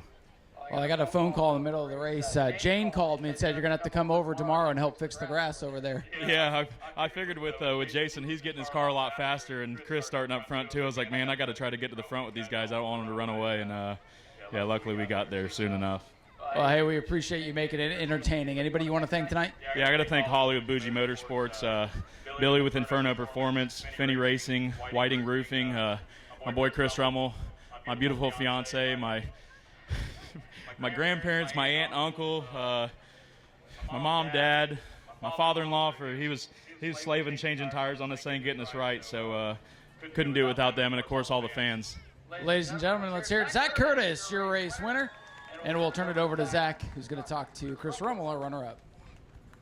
Chris Rummel coming home in the second position. You got a little bit loose there on that first lap, hitting the wall over there in turn 4. Was that driver error? Was that mechanical? What was going on with the 88 machine? That was just driver. It's been a hot minute since I've been in a race car. Eventually here at New Smyrna, it's been a couple of years, so I don't get to see my boy Zach very often, so I figured, unfortunately, my man card was taken. We were getting pedicures today, and I said, hey, I think I want to go race with Zach, and she said, let's go, and she was supposed to say no, but she said yes, so we showed up. We had some fun. I got beat by my own car, so hands down, Zach's a wheelman, so I love that boy to death. So thanks my fiance Shelby as well for letting me come over, my dad and mom, Brian and Tammy, Farmer's Garage, my mom Sheila back home, Lily, Georgie, and especially Zach for turning some wrenches on this thing, getting it right. So I hope you fans had fun. It was a blast being back here. I appreciate New Smyrna. Well, you think we'll see you back here again soon? Oh, absolutely, yeah. It's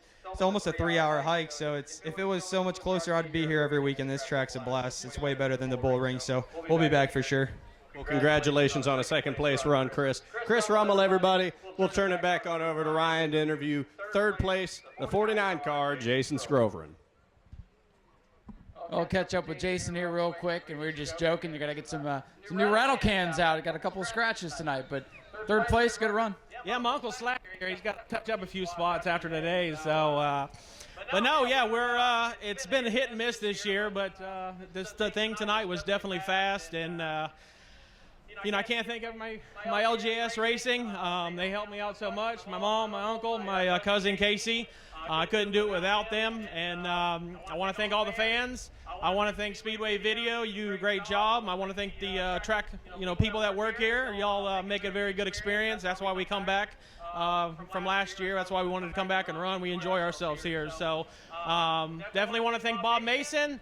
Once again, I want to thank the Bruners because I was very long-winded last time because I haven't been on the podium much this year. So I think we're heading in the right direction. Competition is a lot stiffer this year.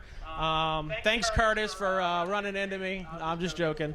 Yeah, what'd you guys talk about there? He came down. I told him I want him to sign my fender so I could sell it and get some money for it, but I'll see what I can get out of that. But I actually pointed to give him the space, but I knew me and that yellow car were going to be tight battle because we were so even. It just was more track position at that time. So it was a good run. We had fun tonight, and that's all I can ask for. Well, hey, a little beating and banging, that's expected. I'm glad everybody could keep it straight and we didn't have any shenanigans like last week. Yeah, it's this year's been a little crazy with the track conditions. I know a few months ago the oil on the track and then the weepers last week. It's been a little chaos for us this year with these track conditions, but tonight the track held up very well. Well, you guys put on a good show, and we appreciate you coming out here and being a part of it. Yeah, no, we enjoy it. We love it. We'll be back the rest of the year, or else something crazy happens. But we plan to be back and at least try to give Curtis some competition for that championship. Well, hey, keep the pressure on, and we'll talk to you in Victory Lane here soon. Thanks. Appreciate it. Ladies and gentlemen, Jason Scrover in a great third place run to wrap things up. And, folks, we want to thank you guys for coming out tonight. We know it was hot, and racing was pretty good there on the racetrack, and a nice fast night so we can get you out of here, get you home so you can enjoy the rest of your weekend. Again, we are off next week, so happy early Father's Day to all the dads out there. And hey, if you're around tomorrow morning, come see us at the quarter midget racetrack. We start racing at about 10 o'clock, so come down and see that. It is free. So we got more activity going on tomorrow right down there in between turns 1 and 2 for quarter midget racing. And on behalf of everybody here at New Smyrna, the Hart family, Zach, who's been a great help up in the booth here this year, we enjoyed watching the races with you. Please get home safe. We'll see you in 2 weeks for the David Rogers Super Late Models. You guys have a great night, and we will see you then.